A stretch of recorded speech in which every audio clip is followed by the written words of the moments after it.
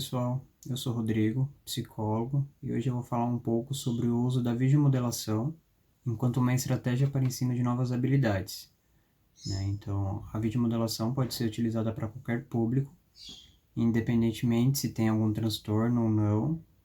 O foco mesmo é ensinar habilidades em que o aluno, né, no caso a pessoa que está assistindo esse vídeo, ela consiga replicá-lo, certo? Espero poder ajudá-los. Qualquer dúvida, mandem nos comentários.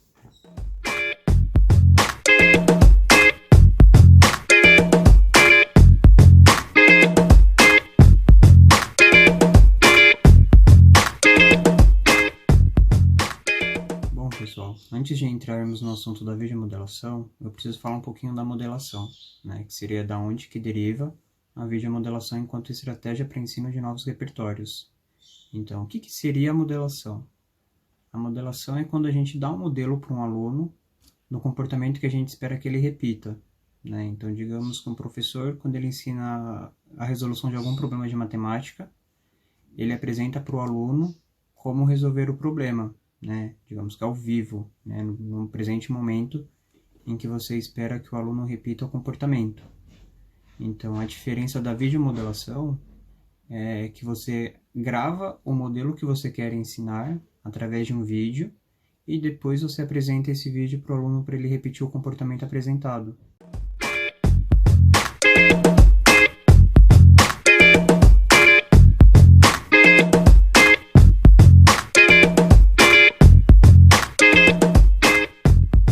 A definição da videomodelação ela é composta pelo uso da tecnologia enquanto um recurso para ensino de habilidades.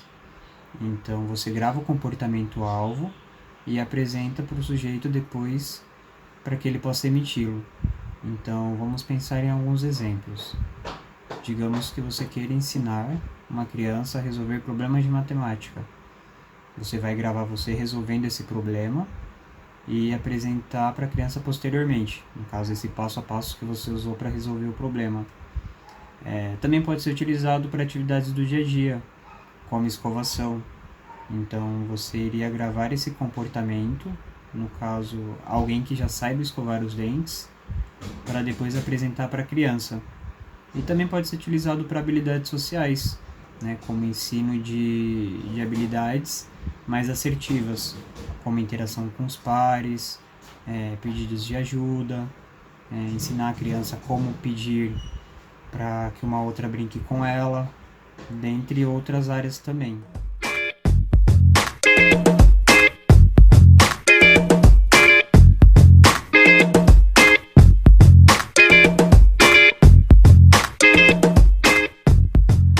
A videomodelação ela pode ser feita de 4 formas, né? A própria videomodelação, a autovideomodelação, a videomodelação a partir do ponto de vista e o vídeo prompt, né? Agora eu vou falar um pouco sobre cada modelo de videomodelação.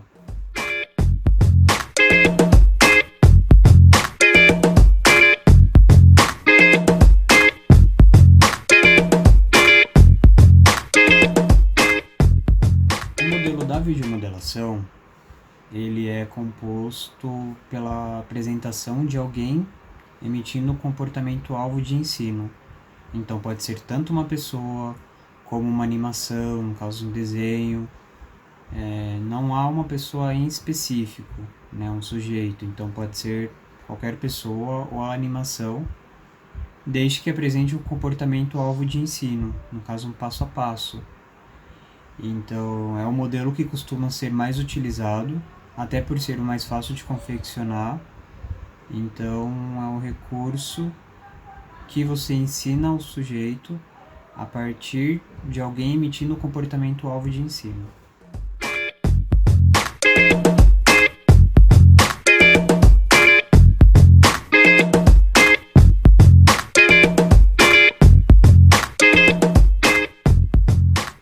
Já o modelo de autovideomodelação, o sujeito que é gravado no vídeo é o próprio aluno que vai ser ensinado posteriormente. Então, digamos que você vai ensinar uma criança a escovar os dentes. O sujeito da gravação do vídeo, que vai aparecer no vídeo, tem que ser essa própria criança, né? até para essa criança depois se ver apresentando o comportamento-alvo. Mas é um dos modelos mais difíceis de serem gravados, porque você vai ensinar um comportamento, como que você vai gravar esse comportamento da criança anteriormente se ela ainda não sabe, né? Então, é um recurso que é utilizado, mas que você precisa dar dicas para a criança, ajudá-la de alguma forma para apresentar esse comportamento e poder gravá-lo.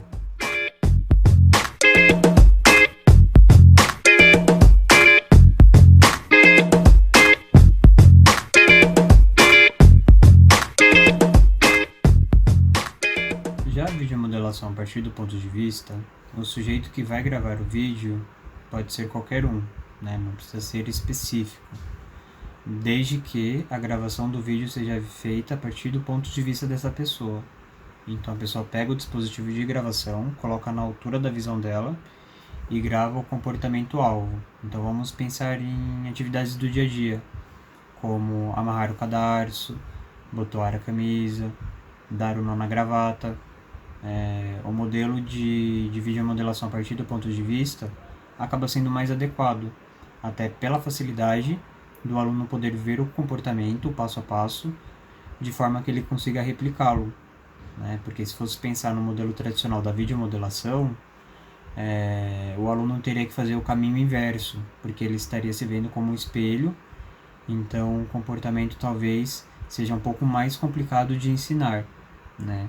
Então a videomodelação a partir do ponto de vista, ela é mais adequada para o ensino de atividades em que o ensino é mais favorecido a partir da visão do aluno, né? Que ele consiga ver e replicar da mesma forma.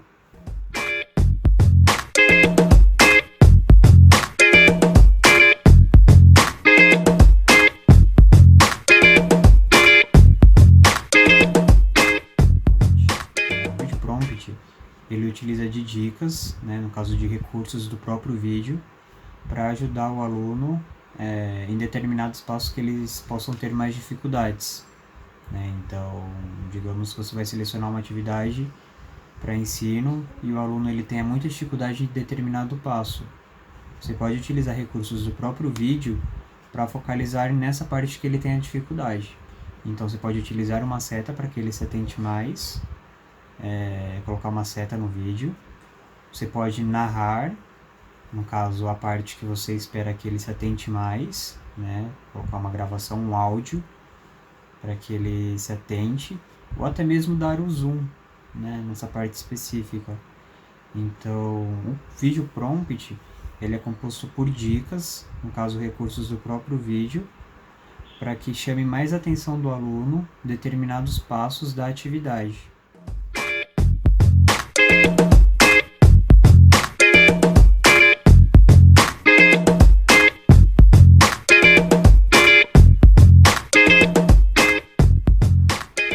Você fala para mim, beleza, Rodrigo, entendi, legal o recurso, né? Mas como que eu vou fazer esse passo a passo, né? Existe algum recurso que pode me auxiliar, né? Eu sugiro análise de tarefas, que é um modelo em que a gente fragmenta a atividade em passo a passo para que o aluno consiga executar, e também na gravação do vídeo você tenha uma direção dos passos que precisam ser apresentados, até para facilitar que o aluno consiga executar, né, com maior efetividade e que o ensino seja mais fácil para ele, e que você também tenha a garantia de que tudo que você pretende que ele faça seja cumprido. Então vamos pensar na análise de tarefas de beber água, né? Então você vai ensinar uma criança a beber água, né, de forma independente. Então, qual seria o primeiro passo, né? A criança se dirigir para a cozinha, né? Segundo passo, pegar um copo. Terceiro passo, se dirigir ao bebedouro. Quarto passo, encher o copo d'água. E quinto passo, levar o copo à boca, né? Então, pensar aqui nessa análise de tarefas, 5 comportamentos, 5 respostas foram selecionadas para uma atividade geral que estamos chamando de beber água. Então, a análise de tarefas ela é muito importante, no sentido de você conseguir fragmentar uma atividade nos pontos que são necessários que a criança se atente. Então, para isso, você precisa pensar com calma, até mesmo simular uma situação, né, de como que seria o comportamento-alvo, para você ter noção do passo a passo da atividade, né? Porque pessoas que já têm uma proficiência em apresentar o comportamento-alvo, né, às vezes podem não se atentar em pequenas partes, né, os passos mais sutis, e aí na hora de gravar, talvez não filme isso, e consequentemente o aluno pode ter dificuldade em desempenhar a atividade, porque até então ela não viu esses passos mais sutis. Então por isso que é importante fazer análise de tarefas, porque aí você vai conseguir elencar todos os comportamentos para que o comportamento alvo, né, ele seja cumprido de forma mais efetiva.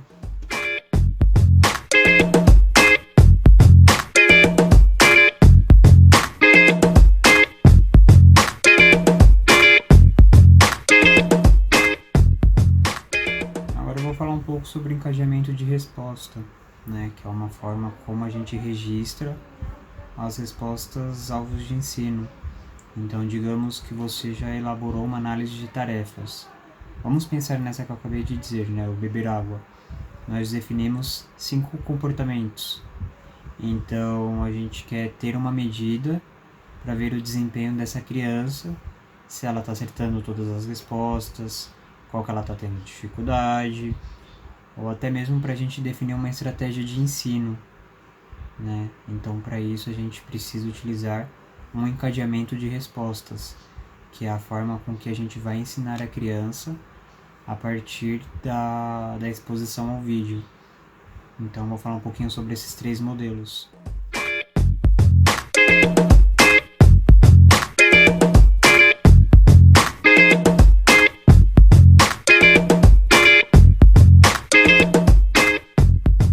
Bom, o encadeamento de resposta é a sequência do ensino que a gente vai seguir, que ela pode ser feita de 3 formas. Então, existe a primeira resposta, em que a gente vai ensinar resposta por resposta, né? No caso, separadamente. Então, digamos que eu quero ensinar a criança a beber água. A primeira resposta é ela ir à cozinha. Então, para isso, eu vou ajudar a criança a ir para a cozinha. Chegando na cozinha, os demais passos dessa cadeia de respostas eu vou fazer por ela. Então, uma vez que a criança ela aprender a ir para a cozinha sozinha, aí eu entraria com o segundo passo, né, que seria pegar o copo. Então, isso seria feito passo a passo, né? Essa é uma forma de encadeamento. Já outra forma seria de trás para frente, em que eu faço com a criança todos os primeiros passos, e no último passo é quando eu vou dar uma ajuda para que ela tente fazer de forma independente. Então, pensando nessa cadeia de respostas de beber água, a última resposta é ela levar o copo à boca. Então, todas as respostas anteriores eu vou fazer por ela, e nessa última resposta eu vou dar a ajuda que ela precisar para fazer esse comportamento, para emitir. E por fim, o encadeamento de todas as respostas simultaneamente, né, ao mesmo tempo. Então, eu vou ensinar todas as respostas em uma única oportunidade. Então, pensando nessa cadeia de respostas de beber água, eu vou levar a criança para a cozinha, eu vou direcionar para que ela pegue o copo, depois que ela vai até o bebedouro, que enche o copo, e depois direciono o copo à boca, né? Então, eu vou ensinar todos os passos ao mesmo tempo, e não separadamente, como nos outros 2 modelos que eu acabei de explicar.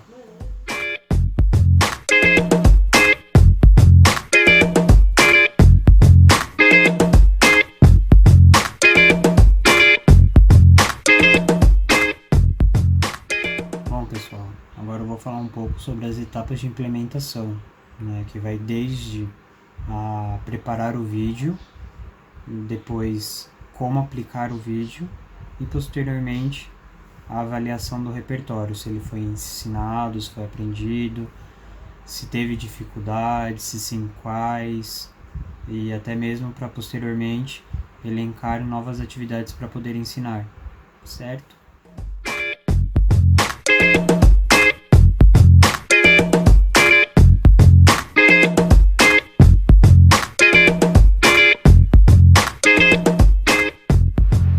Bom, a primeira etapa seria os passos preparatórios, né? Então, no item A, você precisa definir um comportamento-alvo, que ele seja mensurável, no caso, observável. Então, comportamentos que a gente não consiga observar, seria complicado da gente poder ensinar. Então, por exemplo, comportamentos em que envolvam o pensamento, né? Se a gente não consegue observar o que a criança está pensando, então logo seria um comportamento complicado da gente poder mensurar. Então é importante que a gente defina comportamentos que sejam observáveis. Já no item B, a gente precisa determinar se o aluno ele tem os requisitos, né? Então digamos que você queira ensinar um aluno a resolver contas de multiplicação, né? Antes dele conseguir resolver essa conta, ele precisa saber como resolver uma conta de soma. Então você precisa saber se a atividade que você quer ensinar, ela precisa de requisitos. Já no item C, seria selecionar os reforçadores. O que seria reforçadores?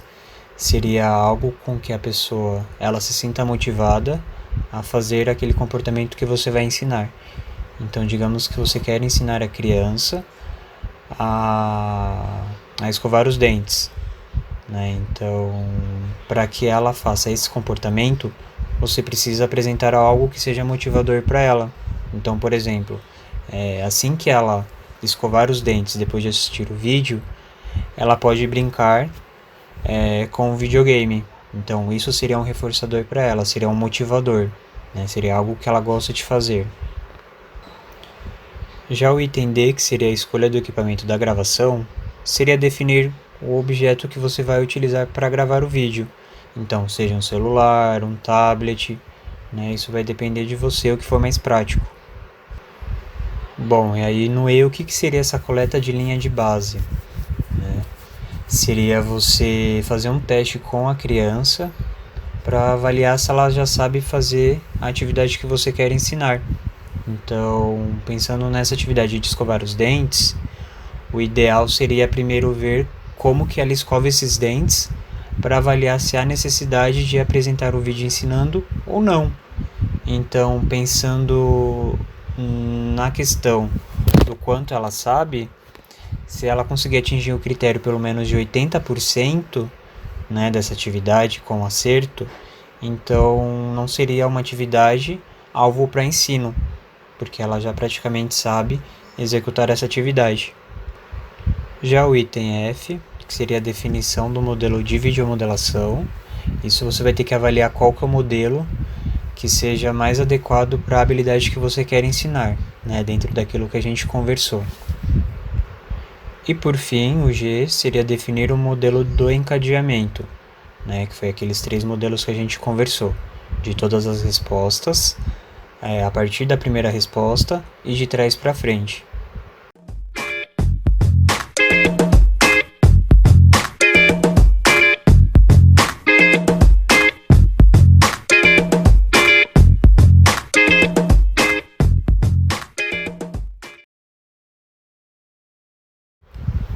A etapa 2 seria a criação do videomodelo, né? Então, no item A você vai fazer uma análise de tarefas do comportamento-alvo.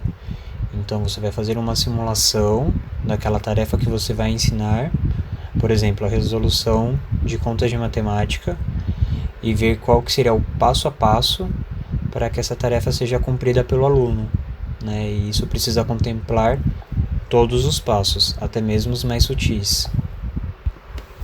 O item B se refere aos scripts e dublagens, que seriam aquelas dicas que você vai utilizar durante a gravação, para facilitar a atenção do aluno. O item C, ele se refere à preparação do material, né? Então você vai fazer um breve ensaio de como que seria a ocorrência desse comportamento e assim como as dicas que seriam necessárias para ele. Então, no item D seria a organização do ambiente de gravação. Então, quando você for gravar o vídeo, é interessante que os itens que vão conter nessa gravação sejam os mesmos em que o indivíduo vai utilizar para o treino, né? Então, é importante que sejam semelhantes, pelo menos, para garantir que seja mais fácil o ensino da habilidade. No item E, você vai fazer a própria gravação do vídeo. No item F, se for necessário, após a gravação desse vídeo, você vai fazer a edição, que você vai remover ou acrescentar partes desse vídeo que você julgue necessário ou desnecessário, assim como se for a necessidade de transferir esse vídeo para um outro dispositivo que seja mais fácil para a criança assisti-lo. E até mesmo observar, né, se há necessidade de apresentar o dispositivo para o aluno para ver se ele consegue observar o comportamento de ensino.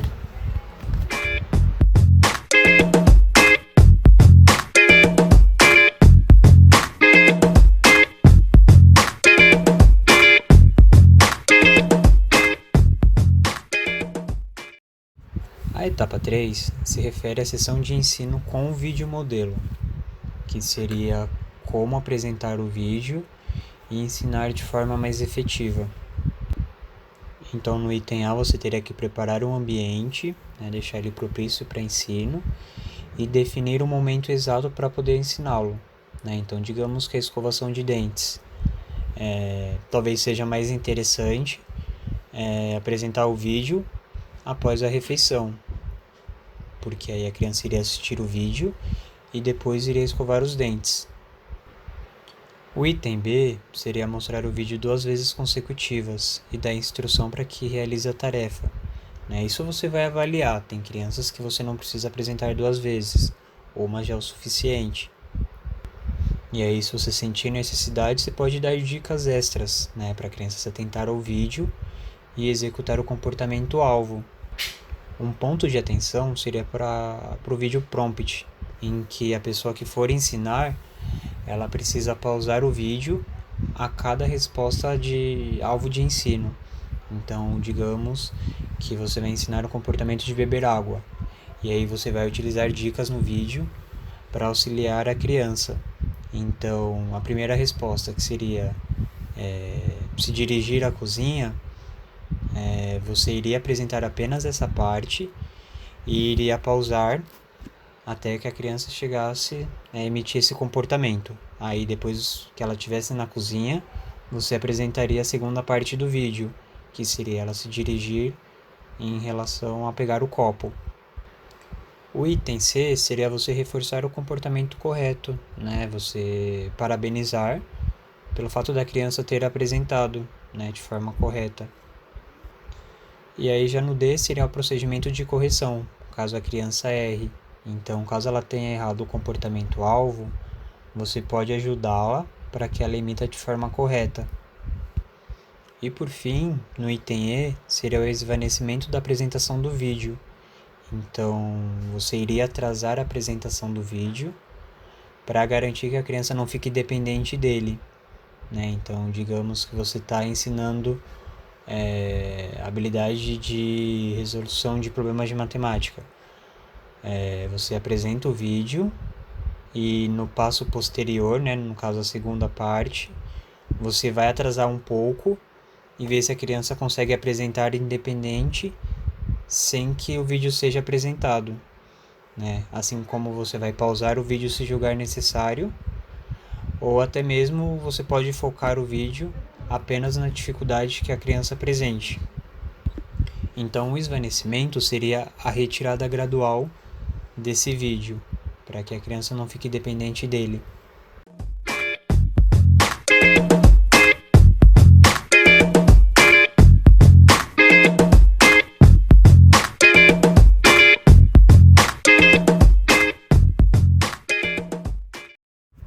A etapa 4 seria monitorar o desempenho. Então, o que você precisaria fazer para isso, né? Você teria que fazer a coleta de dados de cada tentativa. Então, para isso seria interessante que você tivesse um registro, né, uma folha que você pudesse marcar a cada passo da resposta se a criança acertou ou não, né? Então seria o registro para você poder observar quais passos a criança está tendo dificuldade e quais ela está desempenhando de forma independente, até para você não precisar mais dar dicas.